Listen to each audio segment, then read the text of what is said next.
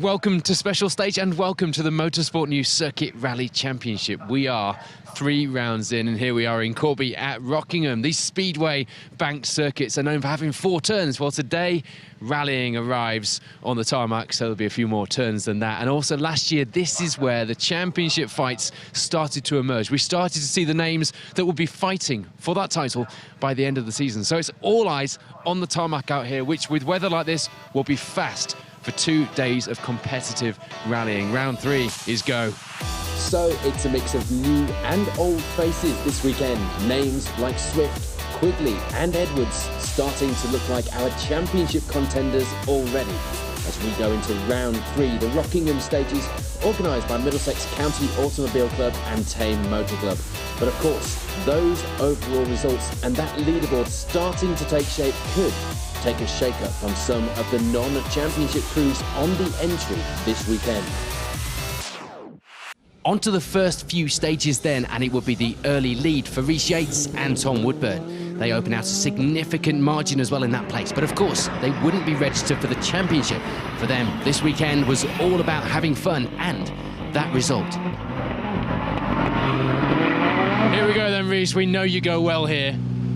Yeah, it's going well. It's just, yeah, it's good fun. So really wet this morning, but now it's drying out. It's a bit easier. So not really easy, but it's good fun around them tight chicanes and stuff. I don't even think I need to pull on board, but I just have a little pull on it and just slide it around. So yeah, it's good fun. Paul Swift and Patrick Walsh will be the first of our championship registered contenders on the results at this stage.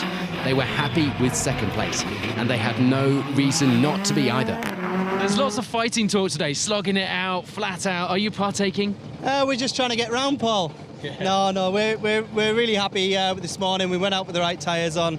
It's a question mark over the first few cars whether they went in MTC1. So, you know, we could be a bit higher up than where we think we are. For Paul King and Alicia Miles, it will be third. The pair, like many others, had found the opening stages to be tricky, but things were going well now with a lot more grip and the tyres working much better out there on the circuit.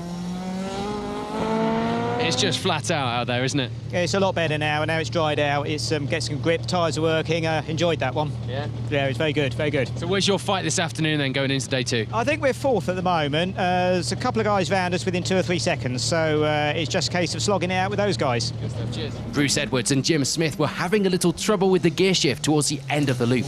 It didn't seem to be causing them too much lost time. However, they do slip down a place from 3rd after stage 2 into 4th now. And of course, harder to concentrate when you have an issue like that niggling away. It's like you've been brushing the tyres a bit at the front there. Yeah, just a little bit of rubbing. If you're not deep in them, you're not going fast enough. Rubbing's racing at a venue like this, isn't it? I think it is, yes. It's quite good. Happy? Yeah, we had a bit of problem with the gear shifter there, but I think it's fixed now.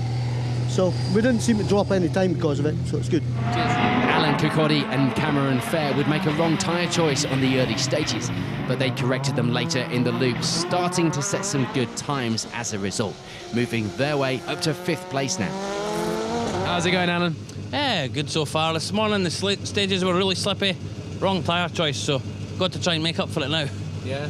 So big push. I got to try. For Dave West and Robbie Hanna, too long out of the car, and it was causing them to be a little off the pace. It wasn't over just yet, though, with 6th place for now, still a good position from which to attack for the rest of the rally, and there was a long way to go. Here we go then, Dave. You got a challenge today. Yeah, I'm a bit rusty. I mean, I haven't been in the car for a year, and it's just, you can tell, when we had a wrong tyre choice on stage 2, but yeah, proper rusty. I'm really annoyed. Ian Woodhouse and Paul Rowlands would have a small amount of contact with the chicane this morning, just feeling their way in the conditions. Thankfully, it wasn't holding them back too much. They lie in 7th place on the leaderboard. I can see the confidence spilling out after that victory at round 1, too. Well, the first stage was too slippy. These tyres, nothing, went into the first chicane. Had a bit of an accident, but we're getting better. We're getting there. So it was lack of grip, not overconfident? Well, lack of grip, I'll put it down to. And it's another new venue to learn for Will Owen and Rob Hopewell. They compete well this weekend so far, making a reasonable start in these slippery conditions to take 8th place for now. Well, your confidence must be brimming after round 2. Yeah, not too bad actually. Pretty slippery start to the day. It caught me out a bit this morning, but grip's back, we're having a bit of fun. And things were going the right way as well for Steve Quigley and Peter Littlefield. They lead the way in the Class 3 fight, trying to make the most of the slippery opening stages before they surely lose out to the power advantage of the Escorts in these drying conditions. Not ideal conditions for you, but it is flat out. Oh, it's absolutely flat out. First stage was really slippy. After that, it's really grippy, so the sun was out before, Millington weather, but really good. You're really on it. It's good. And rounding out our top 10 now were Andy Vey and Richard Fletcher. They have a bit of a moment on stage 3, but get away with it and will be ready to continue that good run into the afternoon. How's it gone out there? Yeah, not bad at all. Yeah, we just had a bit of a moment on that one, but it was quite a quick stage. Happy with that. Still quite slippery out there, but yeah, really enjoying it. Taking a look at some of the classes outside the top 10, it will be third place in Class 5 for Alex Cannon and Ray Keith, just 6 seconds behind Vey in the class at this stage. And Daryl Morris and Steve Gully end these stages with second in Class 3, going well, but taking a measured approach to make sure they got the car to the finish. For Andrew Barker and Steve Mort, it will be third place in the class, 20 seconds back from Morris ahead, and glad that the conditions were improving after a bit of a moment on the opening stage. Fourth in the class at this stage will be Ben Moore and Jordan Joins. They were pushing hard, but were getting close to their limits, 6 seconds back from the podium in the class for now. John Griffiths and Nigel Wetton, meanwhile, were having a good morning. They did, however, feel that they needed a few changes to the setup in order to push any more. For now, they lie fourth in Class 5, 20th on the overall leaderboard. And Stuart Cogger and Aid Summers started out cautiously with the conditions not favouring them on stage 1, but they did increase the pace as the morning went on to move up to 21st overall, lying 5th place in Class 3 at this stage. William Hill and Richard Crozier make a good start to the event. They lead the way in Class 2 now, although not with a big margin for error there. The times will be close, with Brian Whale and Gary Whittington taking second in that class battle now, and the difference was only 1 second between themselves and the class lead. The gap back to third, though, in the class will be a little bigger. Mark and John Burton lying third in the class at this stage, just one small incident with a tyre wall on the opening stage to show for their troubles so far. And they would have a slightly smaller but still reasonable gap to fourth in the class, Dominic and Tom Delaney. Around 30 seconds will be the difference between them at this stage. Fifth in the class will be Paul Sheard and Bruce Lindsay. They were struggling a little with the power, but fifth in the class certainly wasn't where they would want to end up after 2 days of rallying. David Ashburn and Johnny Evans were happy enough with how things were going. 5th place in Class 5 for them, but the front end of the Evo was displaying the evidence of some tyre wall contact on the opening stage. David Coatsworth and Thomas Bruce were having no such problems as they go on to lead the way in Class 1 at this stage. The problems for David would probably come after the event, as he sends his apologies to Edith for missing the christening to compete this weekend. Adrian Mayle and Rob Hayden bring the slightly less common sight of an Alpha in 2nd place in the class now. They have a good run over the morning stages to lie in 54th place overall. For Alan Kitson and Ron Aspinall, it will be 3rd place in the class at the end of the morning. Another unique car to see out on the stages, but becoming a common sight now in the Motorsport News Circuit Rally Championship, pleasingly. Just over 30 seconds back from that Alpha up ahead. And yet another less common car fighting amongst the Class 1 runners in 4th place, as Trevor Hancock and Jody Watson bring the Mini back in that position. Although a bit of a clutch problem was starting to give them some trouble and starting to make an unnerving noise. Sam Johnson and Joe Morgan will be 5th in the class. They were struggling a little with the lack of power compared to some of those around them. So we reach the end of the first day's opening loop. The results at the top of the leaderboard look like this.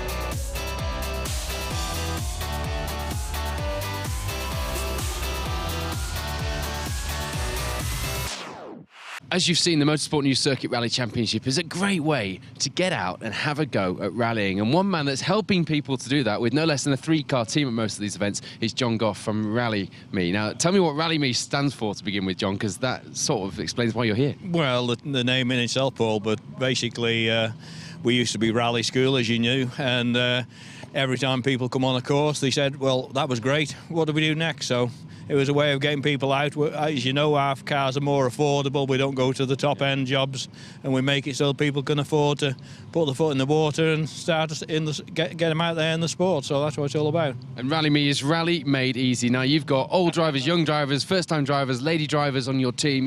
You really are giving people a way into the sport, and some of them are moving on and then getting their own cars and doing different things. Over the years, yes, certainly. You know, we have a situation where, you know, people come to us with no experience, and so it's difficult to say, but sometimes no talent either. And it's always a way of getting people and advising people to, you know, to do the right thing. You know, 40-something years in it ourselves, we've got some ideas to how you get to the top. We've had them get them there over the years, but you know, it's great to have seasoned campaigners as well as newbies. We love seeing the new people with us. So I know they have a good time as well, because Jamie, our cameraman, is out with your team as well for this championship. You've been out there watching. You're no strangers to this sport. You're passionate about rallying. I know that. Do you enjoy this? Love it, love it. Great championship. We did it obviously for the first time last year, and it was something, a breath of fresh air for us. It enabled, as I said, for people to come and have a go without, you know, the forestry thing. The way that's working at the moment is good, but you know, it's not actually ticking the boxes for new people. So our job is about, you know, we'll never change. We'll always be at the bottom, as it were, because that's where our place is, where we know where we can get people out in fairly standard cars enjoying the sport. And when you talk about your man Jamie and people like that, if we didn't have Jamies and the Rockies and people like that, we wouldn't be able to do it, because we call on their services. They're not paid. They come along and they offer their services to all the newbies, and they're seasoned campaigners in the passenger seat, so they do a fantastic job for us. So if people want to get along and have a go at rallying without all the logistics and the car preparation and all the hassle that goes along with that, they need to go to rallyme.co.uk. There's a few of us out there, isn't there? But at the end of the day, we love what we do. We don't sleep in the back of a van for no reason, as it were. We love having people out and seeing people, you know, big smiles on the face when they get out the car. So, you know, we're never going to change from that. As long as we can get up in the morning and shake the cobwebs off, we'll be there on the next round, as it were. Brilliant. Plenty of opportunities then to try out rallying, and what better championship to do it in other than the Motorsport News Circuit Rally Championship.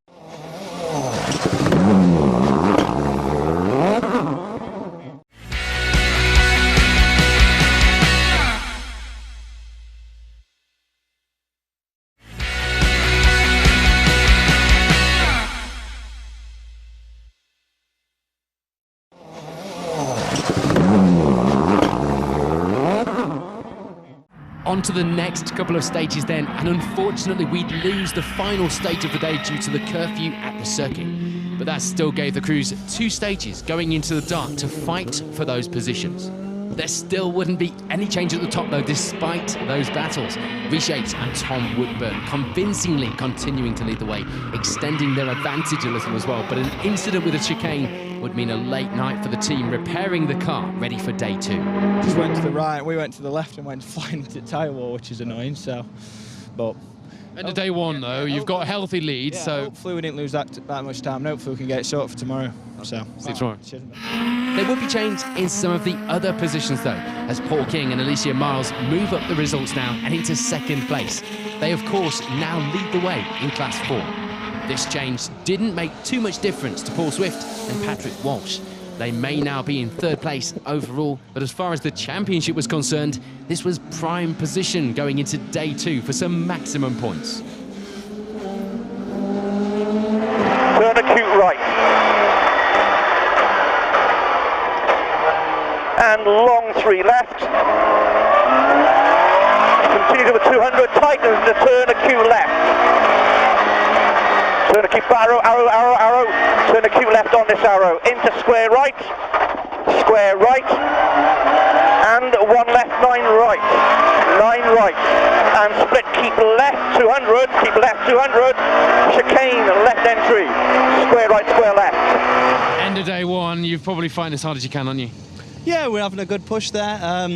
But then still in the back of our mind, you know, it's a championship we want to finish. So, yeah, it's... It would just keep going. Day 1 was the priority. Get that out of the way, and then we'll have a look at it in the morning. Bruce Edwards and Jim Smith, meanwhile, continue their hard work to get the Darien back in 4th place at the end of the day. The night stage is not ideal for learning a new venue there. happy with that? Yeah, good day's work today. Quite a hard workout in the dark, so yeah, it's good. Tyres working fine. Everything's pretty much. Big push for the morning? Well, I think we've done the big push today, have we not? Bigger push? Yeah, we'll just keep at it, I think, is the trick. So, yeah, try not to hit any barriers. And things remain much the same for Alan Kirkcaldy and Cameron Fair. Their first time on proper night stages, and it wasn't showing though. They end the day with 5th place. Confidence brimming over going into day 2. 90 left. And 90 right. Ball to the end. To the hairpin left, tight. Been a good day for you? Yeah, so far so good. First time in proper night stage, so really enjoyed it. Only one, unfortunately. Yeah, no. Would have been good to get another one and try and claw some time back, but it's the way it goes sometimes. Get to do it all again tomorrow. Yeah, exactly. See you tomorrow. For Ian Woodhouse and Paul Rowland, it will be 6th place. Stage 1 was still playing on their mind, but all they could do to correct the bad start would be push on for the rest of the event to see if they could climb any further up that leaderboard. Bit of a shaky start for you then, but here we are for end of day 1. Are you happy? Happy enough, yeah. Stage 1 was a bit of a letdown, but we've crawled our way back up to 6th or 5th or somewhere around there, so same again tomorrow, keep going upwards, not downwards. Dave West and Robbie Hanna were another crew looking to move up the leaderboard, and they were a little happier this evening. An intermittent power steering fault wasn't going to give them any confidence or indeed help with the stage times though. For now, they still remain outside of the top of our results with 7th. There we go, last stage of the day. Happy? A bit happier, but still not great. Yeah, power steering keeps switching on and off for some reason, so you never know whether it's going to work or not. So, bit dodgy, but bit late to the pub for you guys tonight then. We got round, so. Steve Quigley and Peter Littlefield will suffer a little with the screen misting up, but it wasn't causing an issue to that class position. They still lead the way in Class 3 at this stage in the rally. A dramatic last stage for you? Yeah, it was, at least we can see. Yeah. Last 2 rounds we've been fogging up and we've got some extra lights on there, so I don't need to eat any carrots, but it was a really exciting stage. I think Mr. Yates tried to pass us and went straight into the chicane, so I hope he's all right, but no, really good last stage for a change in the dark.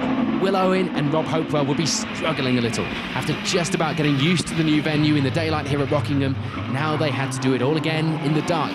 But times were still looking okay, and 9th place would be where they'd end day 1. Good run? No, not bad. Just a bit hard to get used to. This place is a bit dark now. Yeah. Can't see much. It's a fast place to get used to. Fun? It's fast. It is very fast, yeah. And rounding out the top 10 now were Martin Hodgson and Tony Jones. They were having a few problems with fuel pressure, but enjoying themselves on the stages nonetheless. Martin, good day for you? No, we've had problems with fuel pressure today. Right. So, never mind. These things happen. So it's still enjoyable. Today's a new day, as they say. Tomorrow's a new day. Yeah, that's the one. Good stuff. Sadly, though, we'd lose a few cars on day 1, one of which being Tom Eason and Mike Reynolds. They roll the car on stage 4. We'd also lose Mike Taylor and Martin Haggett. Oil pressure in the Sunbeam would be the thing that finished them off in stage 5 of the rally. No change to the class position for Andy Vey and Richard Fletcher. They do slip outside the top 10 now, though, into 11th, but keep hold of that 2nd place in the class, crucial for their campaign. Darryl Morris and Steve Gully, meanwhile, have a small problem with bent steering due to an earlier off, but things seem to be back on track now, so to speak. They were ready for a push on day 2. For now, though, it will be 2nd place in Class 3. Ben Moore and Jordan Joins continued their good run into the evening to end the day with 3rd place in Class 3. Times were looking good, and with 6 more stages tomorrow, anything could happen in that class battle. The times were still close as well, with Andrew Barker and Steve Mort lying in 4th. The front of the car was looking a little second-hand after a fight with the chicane. The gap to Moore ahead, though, was only 2 seconds. And things were going well for John Griffiths and Nigel Wetton. They were enjoying these stages in the dark, and they end the day with 3rd place in Class 5 for their efforts. Stuart Cogger and Aid Summers didn't feel overly confident in the dark stages, and a 4th gear moment across the grass wouldn't be helping things there. They end the day, though, with 5th place in Class 3 and 20th on the overall leaderboard. William Hill and Richard Crozier will be struggling in the dark too. Although no problems for the pair really, they managed to keep hold of the lead in Class 2 by the end of the day. David Ashburn and Johnny Evans gain a place in the class in this loop, moving up to take 4th place in Class 5, 22nd on the leaderboard at the end of the first day of competition. Meanwhile, Brian Whale and Gary Whittington were enjoying themselves in the dark. It had been a few years since they'd rallied at night, but things were going well. They lie 2nd in Class 2 at the end of the day. For Mark and John Burton, it will be 3rd place in the class by the end of day 1, struggling a little with seeing where they were going, but things were going well despite this. And it's a change to 5th place in Class 5 now, a move into that position, in fact, for Hugh and Stephen Peat in the Impreza. For Dominic and Tom Delaney, it will be 4th place in Class 2 at the end of the day. They will be almost a minute back from the podium positions at this stage, but still had a whole day of rallying on the tarmac to change that. And for Chris Keys and James Riley, it will be 5th place in Class 2 at the end of this opening day, 43rd place overall. No change to the lead in Class 1. David Coatsworth and Thomas Bruce continue to lead the way there in the MG. It will be a lead of over a minute in that position too. There'll be plenty of change behind them though. Alan Kitson and Ron Aspinall move up their results to lie 2nd in the class at the end of day 1. And there would also be a move up the results the right way for Sam Johnson and Joe Morgan. They take 3rd place in the class going into day 2. For Adrian Mayall and Rob Hayden, it would sadly be a move down to 4th place in the class now. Still going well though, just 7 seconds back from Johnson. And change now to 5th in the class. Ashley Morris and Paul Hudson stepping up to take that position. The loss of the Mini from the class results helping everyone out a little through this evening's stages. So as we reach the midway point in the event, the results at the top of our leaderboard look like this.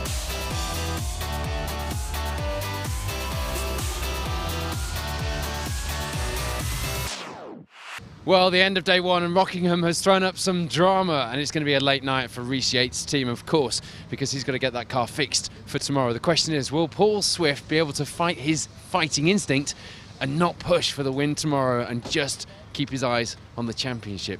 That remains to be seen. Right now, though, looks like it's Christmas in the Team Wallace service area.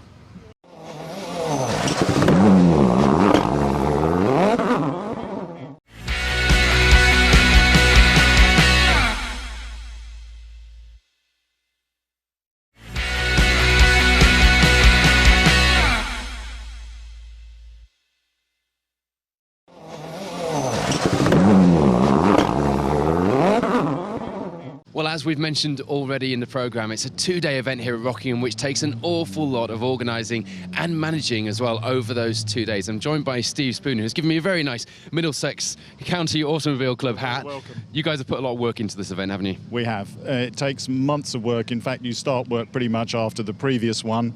We've got a very big entry list this year, and there are plenty of challenges in getting that number of cars around the stages in the time that we've got available with daylight in December.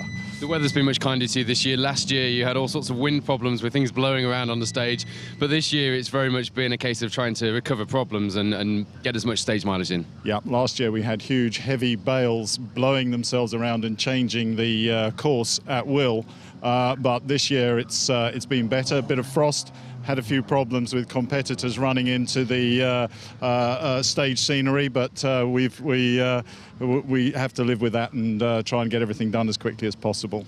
Now, the Motorsport News Circuit Rally Championship is, as of recent news, the only way to go tarmac rallying in a championship in the UK. It must be great for you guys for the second year to be a part of what is becoming a very big deal in rallying. It's been really exciting because we were here before that turn of events, as it were. We've been doing this for a number of years, and now to find ourselves as the final round in such a prestigious championship is great news. Final round of the first year. We go into 2017, of course, with this championship, but thanks to Steve and his team, we have 2 days of rally action here at Rockingham. The weather has been kind, but it doesn't make it any easier with the amount of work that needs to be done. So let's have a look at how that work is progressing in terms of the drivers out on the stages.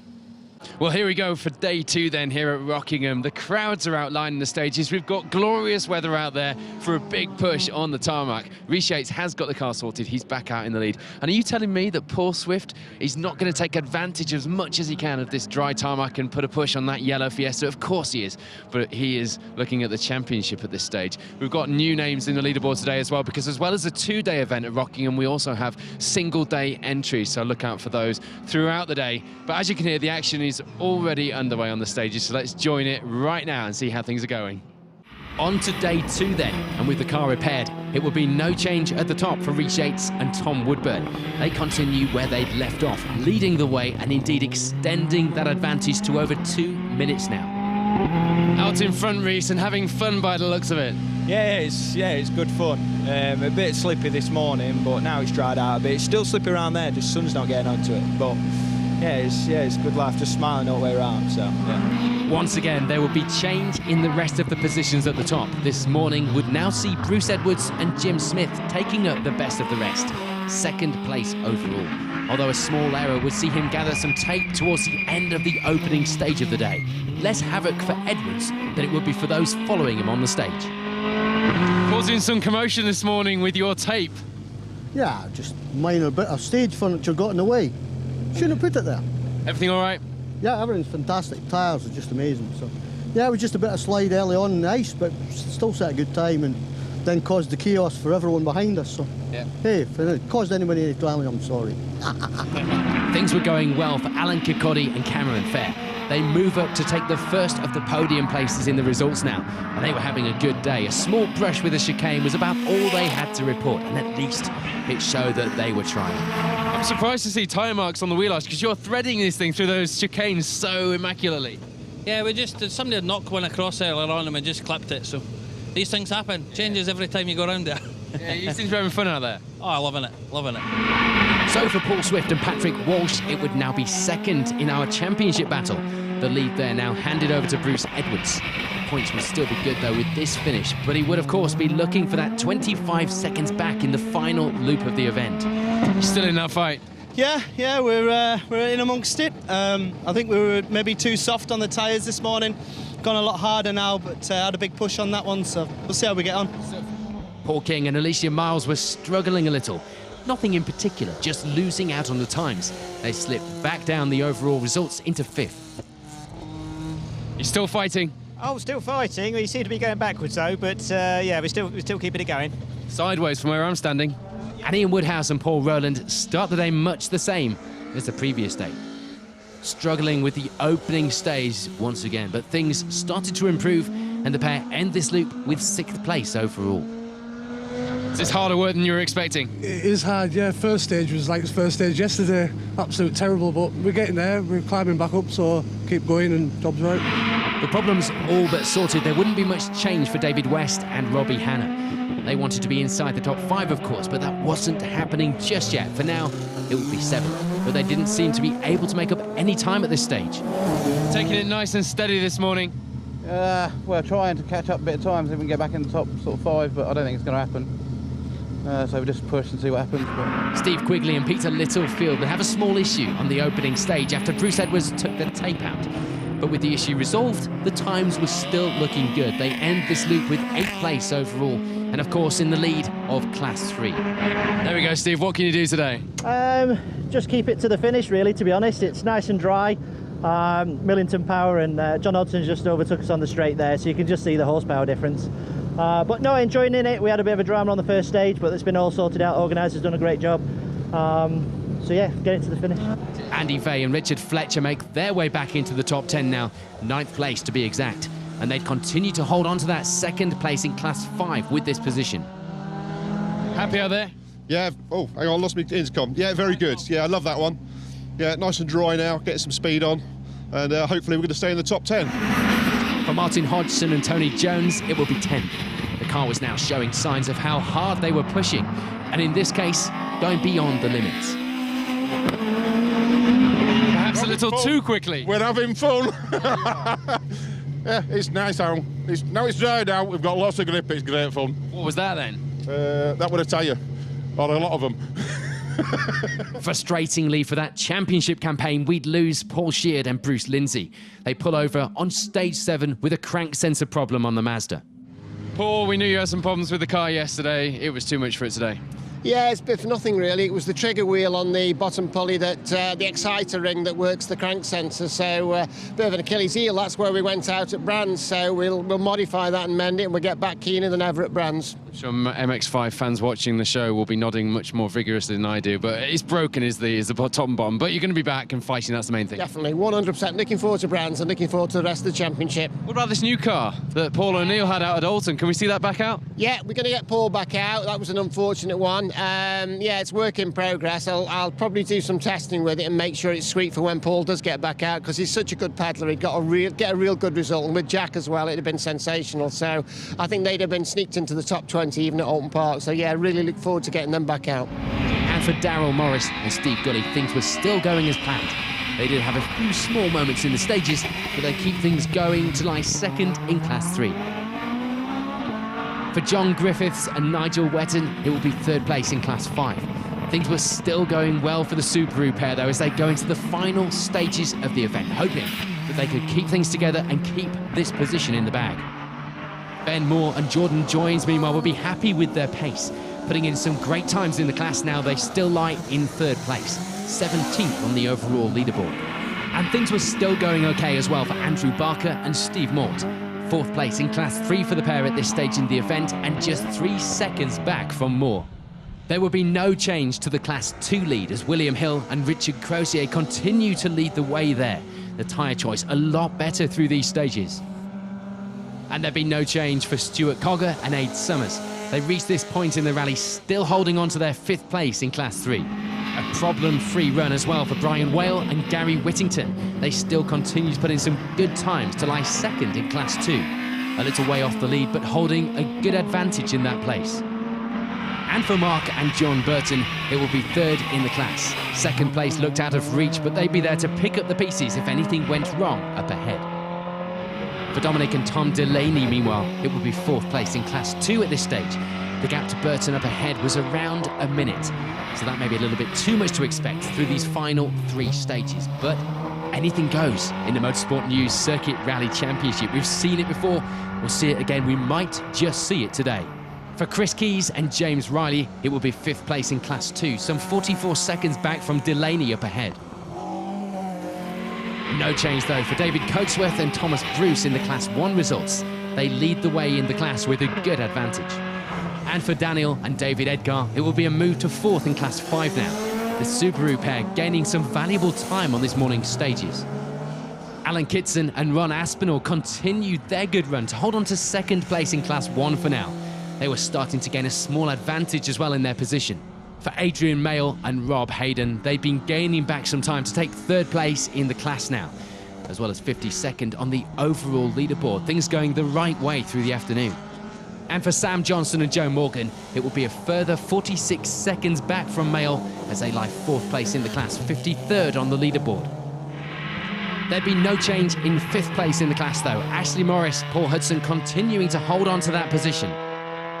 We do though see change in Class 5.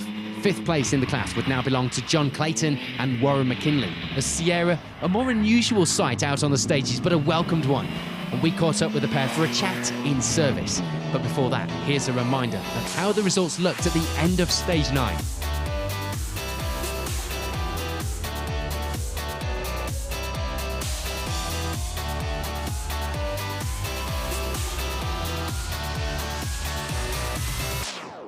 You may remember in last year's show, we spoke to the guys from the Coningsby Cup, the forces, the RAF, the Army, fighting against each other out here on the rally stages. So I'm joined by John and Warren here, who are from the RAF.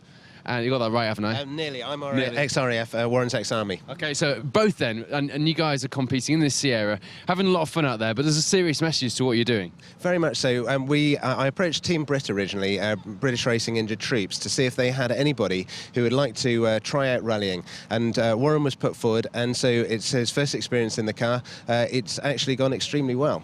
And Warren, you hadn't done anything like this before. You were saying earlier you were looking at the pace notes and thinking, oh, the maps, and thinking, what do I do? And here we are, 2nd day of the competition. At least it's a 2-day one. And you're getting the hang of it, enjoying it? Yeah, like I say, the first time John said to me, look, you've got to do the driver now. So I kind of, oh, what have I let myself in for? But it's been amazing. I really enjoyed it. And like John said, I'm developing my own style now and getting and really enjoying it. And I can't wait to get back out there again. You've been out there serving the country, you've had some tough times to deal with, so it perhaps is tougher for someone like you to come out and do this compared to some of the other guys in the service area. What would you say to other injured troops from the RAF, from the Air Force, who are out there who actually might get something from doing this? Yeah, guys, I mean, if anybody does want to get in touch, either get and have a go, get in touch with John or Team Brit, and we'll point you in the right direction, because honestly, it's really good. You've got to get out there and give it a go. We've seen Race to Recovery, haven't we, with the guys doing the Dakar? Have you seen any of that? Been inspired by what they're doing? Yeah, I mean, motorsport in general is what it does for anybody with any injury. I mean, my injury is a brain injury, so I really struggle with focus and concentration. But motorsport is, you wouldn't think there's anything wrong with my brain. I wish it could work like that all the time. Well, hopefully it'll do you some good, but at the same time, it looks like you're having a great bit of fun. So thanks for catching up with us, and enjoy the rest of the rally, and keep it on the black stuff, John. Super, thanks ever so much. Thank you, bye.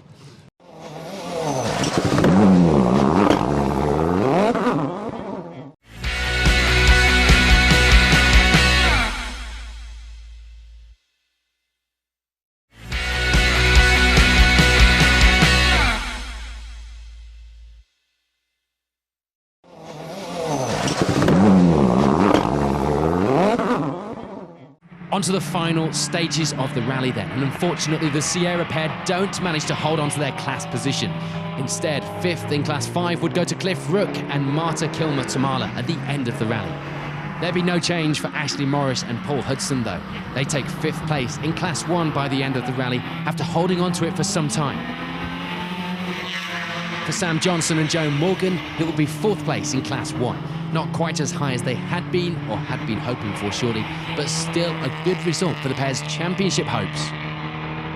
For Adrian Mayle and Rob Hayden, who will be 3rd in the class, they take that position after a battle right through the event, coming out with a 54-second advantage in that position. And after a slightly slower start, it will be a good end to the rally for Alan Kitson and Ron Aspinall. They take 2nd place in Class 1 this weekend in that imp. Matt Wheeler and Jamie Vaughan, meanwhile, managed to get themselves up to 5th place in Class 2 through this final leg of the event, with 41st place on the leaderboard too. And there'll be movement the right way for Benjamin and Stephen Smith as well. They step up to take 4th place in the class at the end of the rally. For Daniel and David Edgar, it will be 4th place in Class 5. A good result at the end of the rally for the Subaru pair. There'll be no problems to report this weekend for David Coatsworth and Thomas Bruce. A clean run and a pretty quick one as well. They take the class victory this weekend, which will hopefully go some way to keeping David out of the doghouse for missing that christening. Dominic and Tom Delaney continued their good run in Class 2, ending the rally with the final step on the podium. They were a little way off 2nd in the class, but a good result for the pair. And in that 2nd place, not quite chased down by the Delaneys, were Mark and John Burton. The event hadn't been plain sailing, and once again, the car was going to need a little TLC before the next round. No change for Stuart Colger and Aid Summers. They'd remained consistent despite a difficult start throughout the weekend to hold on to 5th place in Class 3. That was start to finish a solid performance. It was a great weekend too for William Hill and Richard Crozier. They take the Class 2 victory here at Rockingham with a good advantage in that position by the end of 2 days of competition. And despite the slightly second-hand looking car showing just what a grueling event this had been for some, it would be a good 4th place in class finish for Andrew Barker and Steve Mort. They also take 17th place on the overall leaderboard. Ben Moore and Jordan Joins continue their good run to the finish, taking the final step on the podium in Class 3, as well as 16th place overall. And in 15th on the leaderboard, it will be a 3rd in Class 5 finish for John Griffiths and Nigel Wetton, the Subaru pair putting in some good times over the weekend. With no change though for Darryl Morris and Steve Gully, things remain the same as they had done all weekend as far as their position is concerned, taking 2nd place in Class 3 and 12th place on the leaderboard. Unfortunately, we'd lose Martin Hodgson and Tony Jones. They come to a stop as soon as they leave the start line of the stage. A disappointing end due to electrical problems so close to the end of 2 days of rallying. So on to the top 10 then, and it will be a 10th place finish for Will Owen and Rob Hopewell. A good, steady pace this weekend for the pair, despite a little apprehension going into the weekend, not knowing this venue. Some more good points for their championship battle. There wouldn't be any problems with the Class 3 result for Steve Quigley and Peter Littlefield, though. They take that class victory, and of course, this result will go well towards their season's campaign. And Andy Vey and Richard Fletcher managed to get themselves up the leaderboard a little in the final stages of the day. 8th place would be theirs at the end of the rally, as well as taking that second in Class 5 that they'd held all weekend. There's frustration for Dave West and Robbie Hanna. The top 5 finish wasn't to be. 7th place was theirs, though, which wasn't a result to be sniffed at, but could have been better with a little more seat time in the car. Ian Woodhouse and Paul Rowland have a good run this weekend, even if they didn't repeat that victory from last time out, staying just outside the top of the results for the most part of the rally. But in terms of the championship, things had gone well. The pair would be in a good position going into the next round at Brands Hatch. Sadly for Paul Swift and Patrick Walsh, at least as far as the championship was concerned, there'd be no stopping a drop down the results in the final stages of the day, eventually taking 5th place at the finish. But this would be good enough for 2nd in the championship, which of course is what matters long term. So for Paul King and Alicia Miles, it will be 4th place to finish the rally this weekend. They'd been up and down the top of the results, so this finish would certainly be a welcomed one after a tough battle, even if it wasn't victory on the day. Alan Kirkcaldy and Cameron Fair would have a better second half to the event. They managed to get themselves into 3rd place, holding on to that finish and taking that final step on the podium. For Bruce Edwards and Jim Smith, it would be 2nd. They claim maximum points for the championship this weekend in that position and put themselves into a very strong position going into 2017, once the engine had been in for its rebuild, of course. 100 to right 7. 100 keep to left to right 9, and going left, box and right. 100 going right to right 9, hairpin left.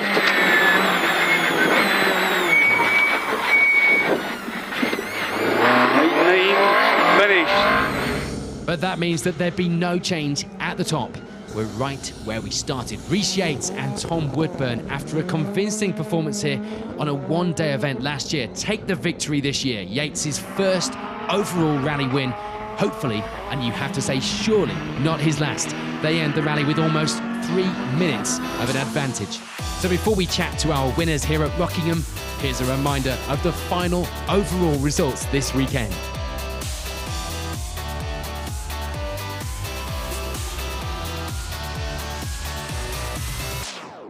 Rhys, Tom, it could have all been plain sailing except for the problems you had at the end of day 1. So actually, all in all, you've had your challenges this weekend, but overall winners, how does that feel? Yeah, it feels good. It's my first overall win, so I'll tell you that for sure. So yeah, it's been a good weekend. Then, like you say, that Saturday night we were in here till 10:30 at night sorting radiator out, but it all adds to it, doesn't it? So we had a good laugh. It's been good. Tom, season in the car, and it's fair to say that you haven't really done any events quite like this one. Well, I guess not, no. It's good to get Rhys's first win with him, especially after the year we've had. So it's, sorry, that's just the female fans. Sorry about that. Loads of them, tons of them out here. We'll maybe spin around and just... Sorry, that's a seagull. Underwear will start flying soon. Yeah, guys, I think it's not just Rhys's first win. You can both take that on, I think, because these things, you miss one split, you get one technical error, and your whole day's done. 2 days of rallying, and you guys are on top. Yeah, well, thank you. Thanks very much, cheers. Bruce, Jim, they say that tracks like this are Darien territory, but it's not that simple, as that shows. You've had to try really hard this weekend. Yeah, we've been on it like a bonnet all day. We've really had a good day, so yeah, it's good. I mean, we couldn't really quite keep up with the four-wheel drive cars, but when it dries out, we can set a pace that's sort of on a match for them. It's good. I think, Jim, these last few stages as well, we were watching you out there on the banking, and there were a few twitchy moments under braking. It was twitching, but it was going in the right direction.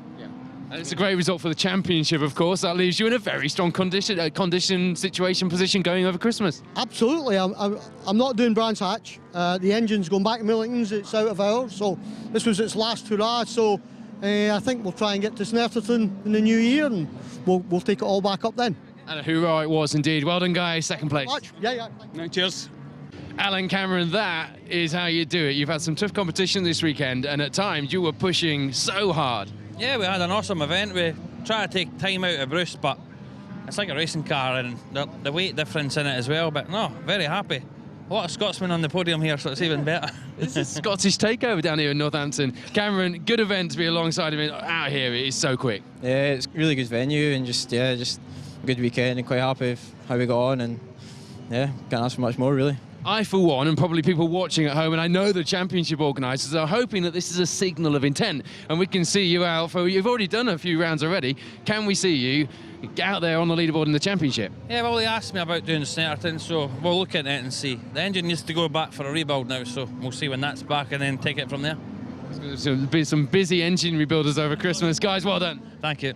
Cheers. We reached the end of round 3 with yet another different podium, and as last year, we start to see a Darien emerging in a very strong position for that title. We've got the small matter of Christmas to go for next, and we've got some wing mirrors to put back on, some engines to rebuild, as you heard.